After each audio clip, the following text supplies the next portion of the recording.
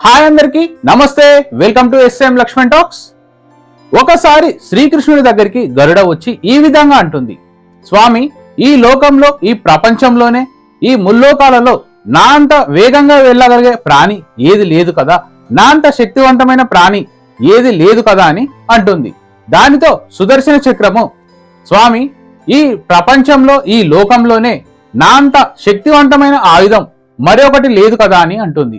ఇదంతా వింటున్న సత్యభామ, స్వామి, త్రేతాయుగంలో మీరు శ్రీరాముడు కదా, నేను సీతమ్మ కంటే అందంగా ఉన్నానా అని అంటుంది.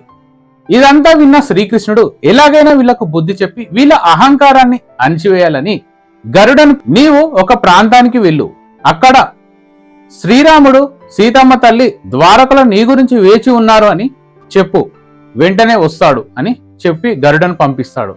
అలాగే సుదర్శన చక్రాన్ని పిలిచి, నీవు ద్వారం దగ్గరే ఉండు, లోనికి ఎవరిని పంపియకు అని సుదర్శన చక్రానికి చెప్తాడు. తరువాత సత్యభామను, నీవు సీతమ్మ వారిలా తయారయ్యి ఉండు అని అంటాడు. ఈ ముగ్గురికి 3 పనులు అప్పగించి శ్రీకృష్ణుడు అలా కూర్చుంటాడు.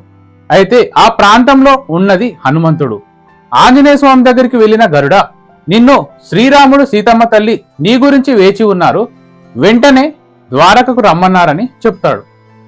అంతే, గరుత్మంతుడు కంటే 1000 రెట్లు వేగంగా ద్వారక చేరుకుంటాడు ఆంజనేయ స్వామి. అయితే లోపలికి వచ్చి శ్రీకృష్ణునికి నమస్కరించుకొని, తండ్రి, మీరు నన్ను పిలిచారంట కదా అని అంటాడు. అయితే అప్పుడు శ్రీకృష్ణుడు ఈ విధంగా అడుగుతాడు ఆంజనేయ స్వామిని, హనుమ, నిన్ను ద్వారం దగ్గర ఎవరు అడ్డగించలేదా అని. అయితే ద్వారం దగ్గర నాకు ఒక సుదర్శన చక్రం లోనికి పంపించలేదు, దానితో యుద్ధం చేస్తూ కూర్చుంటే నేను మీ దగ్గరికి రావడానికి ఆలస్యం అవుతుందనేసి మింగేశాను అని చెప్తాడు. తరువాత సీతమ్మ తల్లిలా తయారైన సత్యభామను చూసి, స్వామి, సీతమ్మ తల్లి ఎక్కడ, ఈ దాసి ఎవరు అని సత్యభామను చూసి అంటాడు.